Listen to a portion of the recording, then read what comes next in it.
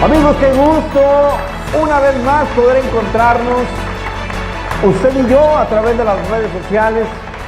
Y no creo que sea coincidencia, creo que Dios ha tenido preparado este tiempo para encontrarnos y recibir juntos un mensaje que viene del corazón de Dios.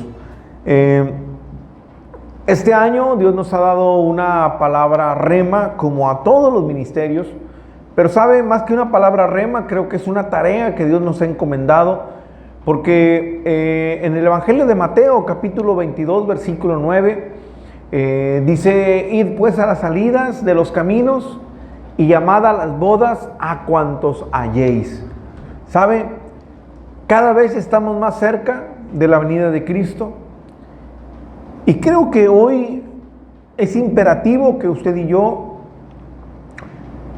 mire, ni siquiera que sea necesario salir a las calles y estarle hablando a todas las personas que pasen por ahí del Evangelio. Si lo podemos hacer, qué bueno, pero podemos comenzar predicándole de Cristo a nuestra familia, a nuestros vecinos, a nuestros compañeros de trabajo, en el camión, en un viaje, no sé.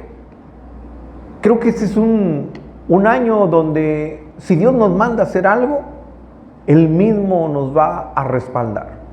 Y mire, de eso quiero hablarle el día de hoy, porque hay algo que a ti y a mí nos respalda, hay algo que a ti y a mí nos equipa para poder tener éxito, para poder tener victorias en este mundo, para poder hacer con excelencia las tareas que Dios nos encomienda.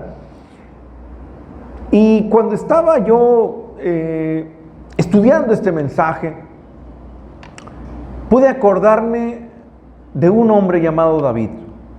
La historia todos sabemos que David se hizo famoso por un acontecimiento importante, porque David mató a un gigante. El gigante se llama Goliat.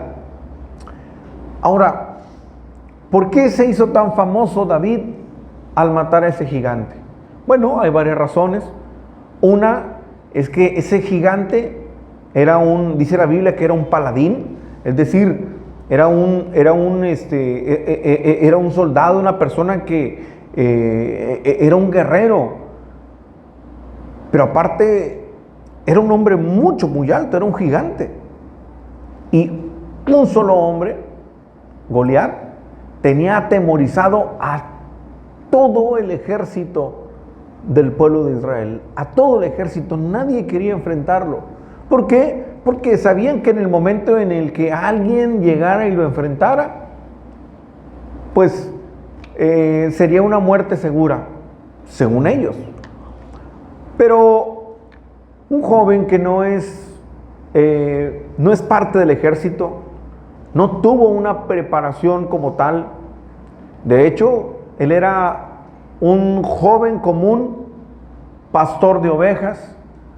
Un día él se entera que este gigante está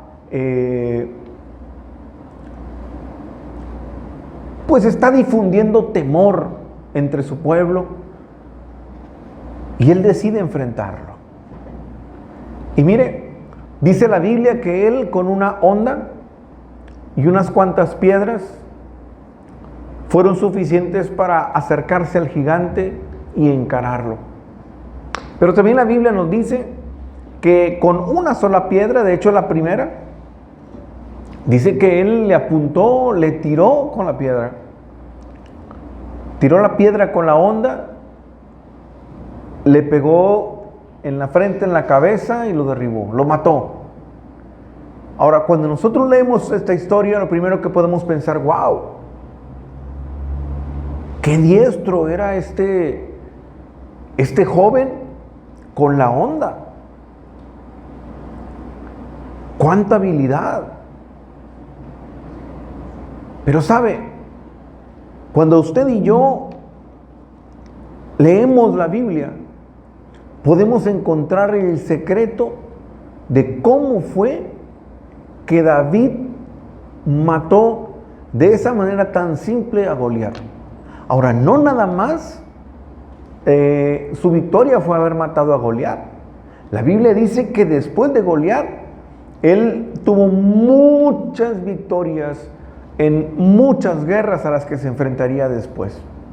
De hecho, el rey Saúl empezó a sentir envidia de él porque la fama de David llegó el momento en el que era más grande la fama de David que la del mismo rey, porque todas las batallas las ganaba. La pregunta es, ¿cómo es posible que un joven común, pastor de ovejas, haya salido tan bueno para poder encarar a otros ejércitos y les gane? ¿Cómo es posible que un jovencito pastor de ovejas haya tenido la valentía no solamente de encarar al gigante, sino de derrotarlo? ¿Dónde está el truco? Bueno, no es truco, pero la verdad está en la Biblia misma. Vayamos al primer libro de Samuel, capítulo 16, versículo 13, por favor. Primer libro de Samuel, capítulo 16, versículo 13. Mire, el profeta en aquel tiempo era Samuel. Sabemos quién es Samuel. Y Samuel un día, por orden de Dios, tiene que ir a ungir a quien sería el próximo rey en Israel. Dios ya había decidido quitar a Saúl y poner a un nuevo rey. Y entonces llega Samuel a la casa de un hombre llamado Isaí. Le dice, tráeme a tus hijos porque uno de ellos será ungido de parte de Dios. Ungido para que en su tiempo pueda ser el próximo rey. Entonces el papá empieza a traer desde el más grande hasta el más chico. Pero finalmente de los que Isaí presenta, ninguno de ellos es el candidato de Dios. Al final Samuel le dice a este padre de familia, Isaí, oye, ¿pero qué acaso no falta alguien más? Y entonces Isaí se acordó de su hijo David. Lo manda a llamar y fue entonces que Samuel se da cuenta que es a ese joven a quien Dios está escogiendo para ser ungido y el próximo rey de Israel. Y así es como llegamos a este momento de la Biblia. Y Samuel tomó el cuerno del aceite, porque lo va a ungir, y lo ungió en medio de sus hermanos. Y mire lo que pasó. Desde aquel día en adelante, el Espíritu de Jehová vino sobre David. Se levantó luego Samuel y se volvió a Ramá. Aquí podemos encontrar cuál es el secreto del éxito de David. Mire, no es que David haya sido muy bueno con la onda. No es que David haya sido, ya haya nacido con ese don o ese talento para poder encarar, enfrentar y derrotar a los demás. No. David fue quien fue. Hizo lo que hizo, no porque David fuera un hombre tan talentoso, sino porque el Espíritu de Dios estaba en él y con él. Ahora, yo le pregunto a usted, ¿qué talentos tiene? Porque bueno, sí, ciertamente David a lo mejor era alguien que practicaba. A lo mejor al principio él cazaba animales con la onda. A lo mejor de repente ponía algún bote y practicaba a ver a los cuantos tiros podía tirar ese bote. El hecho es que no importa el talento que la gente pueda tener, sino aquí podemos darnos cuenta de lo importante es que el ser humano esté lleno del Espíritu Santo. Porque el éxito de David no está en que él haya sido diestro con la onda, sino que el secreto estuvo en que el Espíritu de Dios estaba en él y con él. Es el Espíritu Santo el que al final lo dirigió.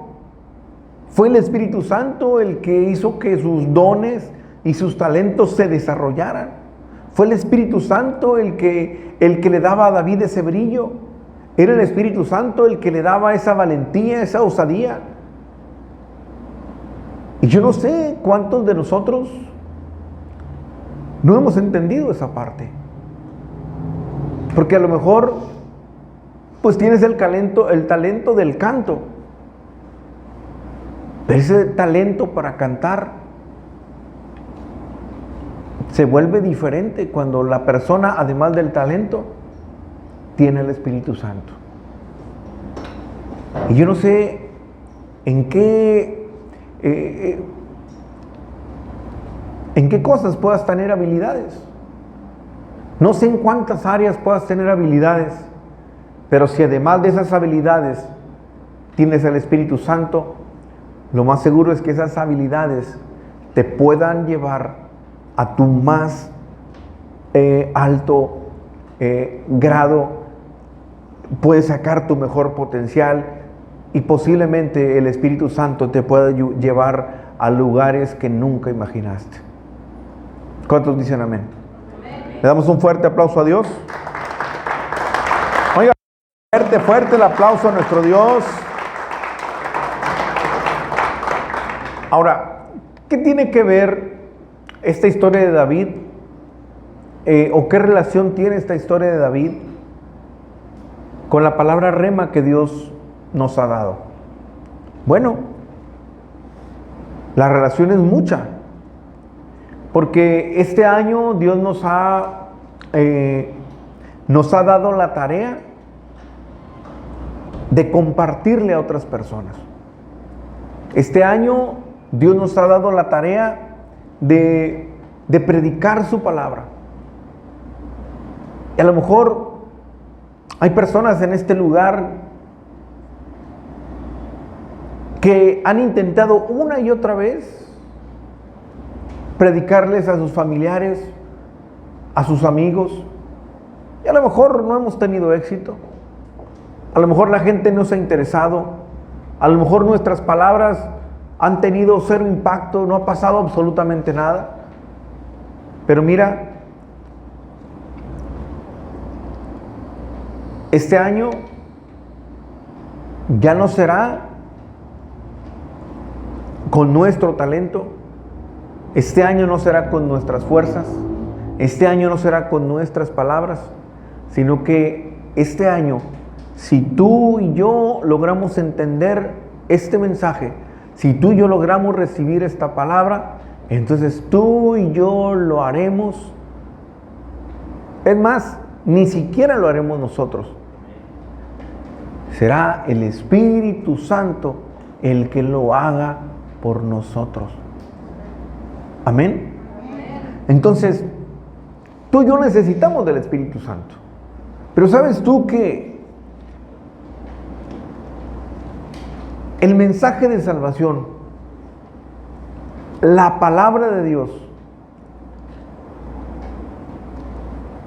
se empezó a dar a conocer precisamente por el Espíritu Santo?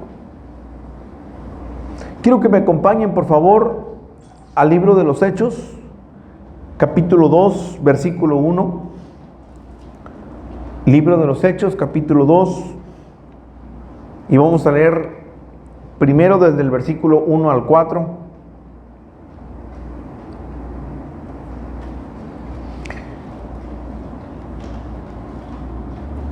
Dice la Biblia: cuando llegó el día de Pentecostés, estaban juntos unánimes.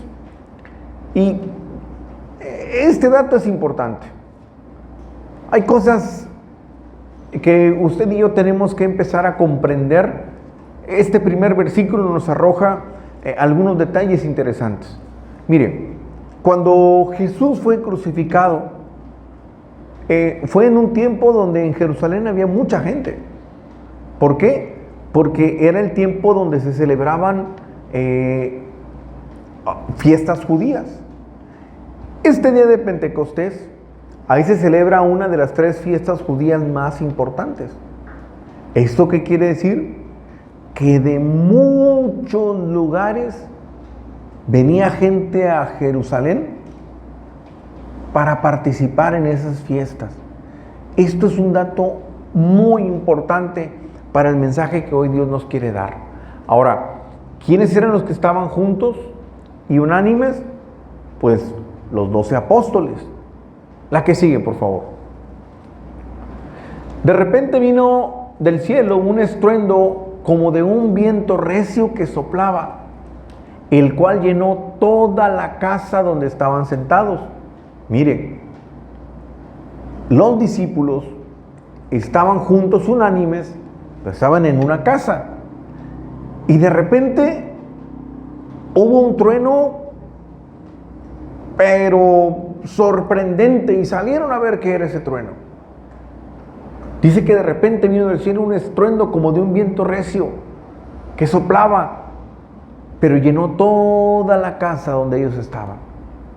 Es decir, en ese momento algo sucedió en el interior de esa casa. ¿Qué fue lo que pasó? Versículo siguiente. Y se les aparecieron lenguas repartidas como de fuego, asentándose sobre cada uno de ellos. Siguiente versículo. Y fueron todos llenos del Espíritu Santo y comenzaron a hablar en otras lenguas según el Espíritu Santo les daba que hablasen. Ahí nos vamos a detener un poco. Porque mire, yo he escuchado muchas enseñanzas y a muchos pastores que toman este versículo para decir que cuando el Espíritu Santo llega a la vida de las personas tienen que hablar en lenguas. Incluso he escuchado a algunos pastores que van más allá de eso.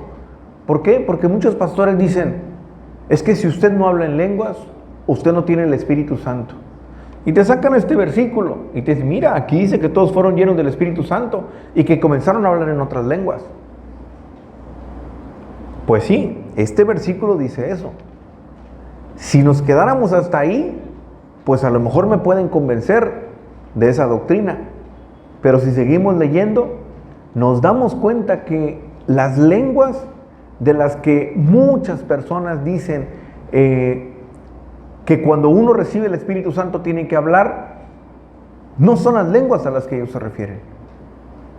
Porque de repente dicen, usted tiene que hablar en lenguas, y habla cosas muy raras que nadie le entiende. Pero esas no son las lenguas que estaban hablando estos discípulos cuando fueron llenos del Espíritu Santo. Ahora, ¿por qué yo le quiero hablar acerca de esto? Porque muchas personas han recibido esta enseñanza de que si no hablas en lenguas, no tienes el Espíritu Santo. Y por lo tanto, conozco muchas personas desanimadas que dicen, no, pues yo creo que Dios no se fijó en mí. Eso del Espíritu Santo, pues no sé, porque yo nunca me ha pasado nada extraño, nunca he hablado en lenguas, nunca me he caído. Y la gente piensa que como no ha tenido ese tipo de manifestaciones, entonces no es lleno del Espíritu Santo. Y la gente se desilusiona. La gente piensa que no es candidato para que el Espíritu Santo venga a su vida, y ese es un total error. En el momento en el que usted y yo creemos en el Evangelio, en el momento en el que usted y yo le entregamos nuestra vida a Jesús, y entendemos y creemos que Jesús en una cruz pagó por mis pecados, en ese momento el Espíritu Santo viene y te sella. En ese momento el Espíritu Santo viene y te llena. Pero no necesariamente vas a tener manifestaciones y vas a hablar cosas extrañas. No es así. Ahora, veamos lo que dice el siguiente versículo, por favor. Versículo 5. Sígame en esto. Moraban entonces en Jerusalén judíos, varones piadosos de todas las naciones bajo el cielo. Fíjese bien, por favor, lo que está diciendo este versículo. Ahí en Jerusalén, recuerde usted que ya había judíos por todos lados. Había judíos que se han venido a vivir a Roma y a otros lugares. Pero cuando eran las fiestas de los judíos, ellos regresaban para participar en las fiestas. Entonces, aquí lo que está diciendo es que vivían en Jerusalén judíos, varones piadosos, pero que también personas que habían venido de otras naciones, ahí estaban. Ahí vivían en ese tiempo. En la que sigue, por favor. Y hecho este estruendo, el mismo estruendo que se escuchó cuando los apóstoles estaban en la casa, ¿se acuerdan? Que se escuchó un estruendo. Bueno, cuando se escuchó ese mismo estruendo, dice que entonces se juntó la multitud, porque haz de cuenta que la gente dijo, oye, pero ¿qué está pasando? ¿A qué se debe ese estruendo, ese rayo, ese trueno? Y estaban confusos, porque cada uno de las personas que estaban ahí, que recuerde que eran de diferentes lugares, estaban confusos porque cada uno les oía hablar en su propia lengua. Aquí ya empieza a cambiar las cosas. Los que estaban ahí eran personas, no eran ángeles. Estas personas oían hablar a los discípulos en su propia lengua. La que sigue, y aquí lo vamos a entender mejor. Y estaban atónitos y maravillados diciendo, mirad, ¿no son galileos todos estos que hablan? Es decir, se quedaban impresionados porque decían, oye, pero si estos son galileos, ¿por qué están hablando en un idioma que no es el de ellos? ¿Quién les enseñó? ¿Por qué están hablando mi idioma? Es como si de pronto estuviera aquí en la iglesia, hubiera gente de Alemania, hubiera gente de Corea, hubiera gente de Brasil, y se pararan otras personas y empezáramos a dar el evangelio, pero de pronto uno empieza a hablar y el alemán dice, oye, ¿y esa persona por qué está hablando en alemán? Yo le entiendo todo lo que está diciendo. Y de repente el brasileño o el portugués, oye, pero esa persona, ¿por qué está hablando en mi idioma? ¿Quién le enseñó mi idioma? Y se quedaban maravillados. Siguiente versículo, por favor. Mire lo que la gente decía.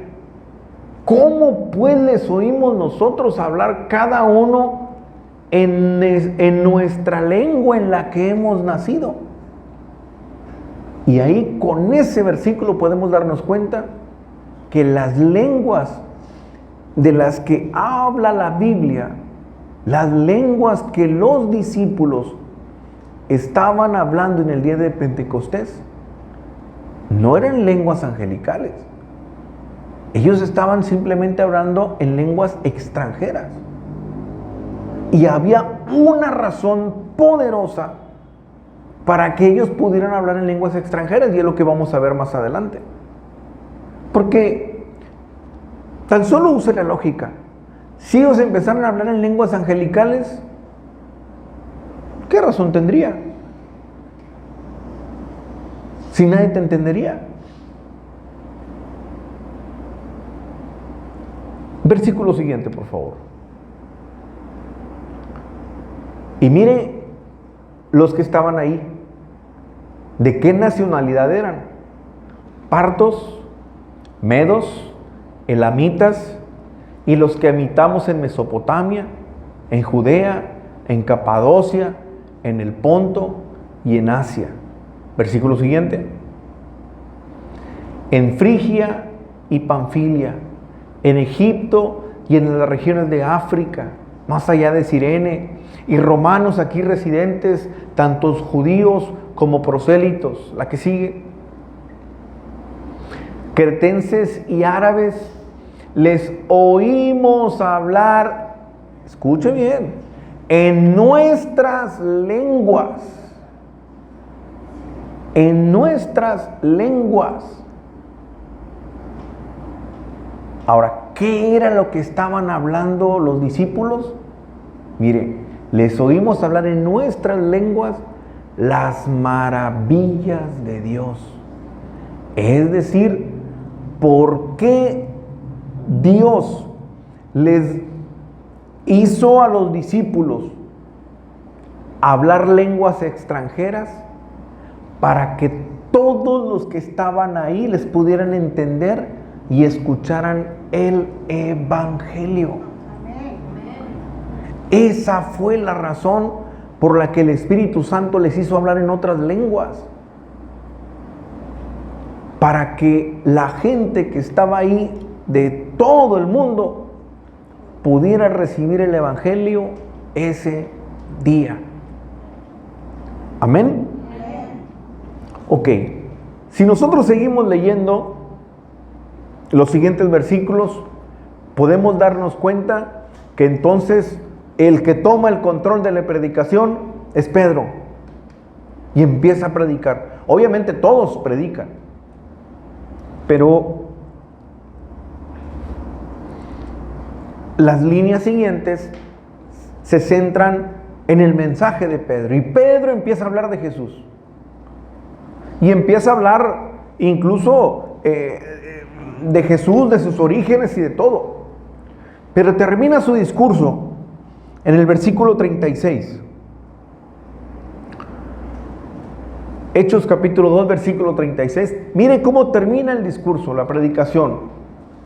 Sepa pues ciertísimamente toda la casa de Israel que este Jesús, a quien ustedes crucificaron, porque recuerde que ahí están los judíos, los que crucificaron a Jesús.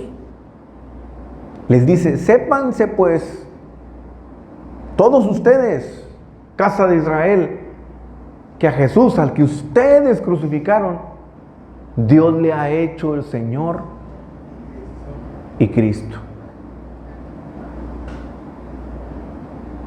Y mire lo que sucede después de que Pedro les predica. Pero ojo, Pedro les está predicando, pero ya no es Pedro solo el que está hablando. Ahora Pedro está lleno ¿de quién? Del Espíritu Santo. Mire lo que pasa cuando Pedro predica, pero lleno del Espíritu Santo. La que sigue. Al oír esto, los que estaban escuchando se compungieron, es decir, se pusieron tristes. Entendieron su error. Dice, se compungieron de corazón y dijeron a Pedro y a los otros apóstoles, varones hermanos, ¿qué haremos?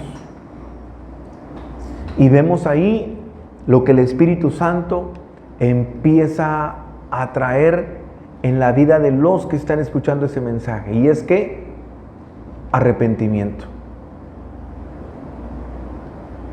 El Espíritu Santo es el que nos da la convicción de pecado. Iglesia, yo no sé cuántas veces has intentado predicarle a un familiar, compartirle a un ser querido, a un amigo, y no te ha querido escuchar. Pero si hoy tú y yo entendemos este mensaje, este año no seremos tú y yo, sino el Espíritu Santo en nosotros, el que les dará esa convicción de pecado. Será el Espíritu Santo en ti y en mí, el que llevará a esas personas al arrepentimiento. Amén. Siguiente versículo, por favor. Y mire Pedro lo que les dice. Ya cuando ellos le dicen, bueno, ¿qué hacemos? Cuando reconocieron su error. Y Pedro les dijo, arrepentíos y bautícense cada uno de vosotros en el nombre de Jesucristo para el perdón de los pecados y recibiréis el don del Espíritu Santo. Siguiente versículo. Porque para vosotros es la promesa y para vuestros hijos Ahí es donde muchos tienen que decir amén, ¿verdad? Y para todos los que están lejos, para cuantos el Señor nuestro Dios llamare, la que sigue. Y con otros muchos, y con otras muchas palabras, testificaba y les exhortaba diciendo: sed salvos de esta perversa generación. Siguiente versículo y último. Y mire lo que sucedió ese día, cuando Pedro estaba predicando, pero ahora lleno del Espíritu Santo. Así que los que recibieron su palabra fueron bautizados. Entonces, si fueron bautizados, ¿fueron qué? Llenos del Espíritu Santo. Y se añadieron aquel día como 3,000 personas. ¿Se imagina? 3,000 personas ese día le entregaron su vida a Cristo. Ahora, dice la Biblia, si usted sigue leyendo, que estas personas perseveraban en la doctrina. Es decir, eso no terminó ahí. Ellos seguramente regresaron al día siguiente y al día siguiente, y los discípulos les enseñaban. Ahora, recuerde que en ese lugar hay muchos extranjeros. Esos extranjeros ya creyeron, recibieron el Evangelio y fueron llenos del Espíritu Santo. Cuando ellos regresan al lugar donde están viviendo actualmente, ¿qué cree que pasó? Pues ellos regresaron a su casa, empezaron a predicar, empezaron a hablar de lo que habían visto, de lo que habían oído, de lo que habían aprendido. Y fue así como el Evangelio empezó a expandirse por toda la tierra. Dios tenía un plan para que precisamente ese día, donde había mucha gente de diferentes naciones, todos recibieran el Evangelio, cada quien lo recibiera en su propia lengua, y que todos fueran llenos del Espíritu Santo con un propósito. ¿Cuál es el propósito? Difundir el Evangelio. Y es así como comienza la iglesia, es así como comienza a esparcirse el Evangelio por todo el mundo. Ahora, todo esto te lo he explicado con una razón importantísima. ¿Qué hubiera pasado si David hubiera enfrentado a Goliat, pero sin el Espíritu Santo? ¿Qué hubiera pasado si Pedro hubiera predicado, pero sin el Espíritu Santo? ¿Sabe? La historia sin el Espíritu Santo no hubiera sido la misma.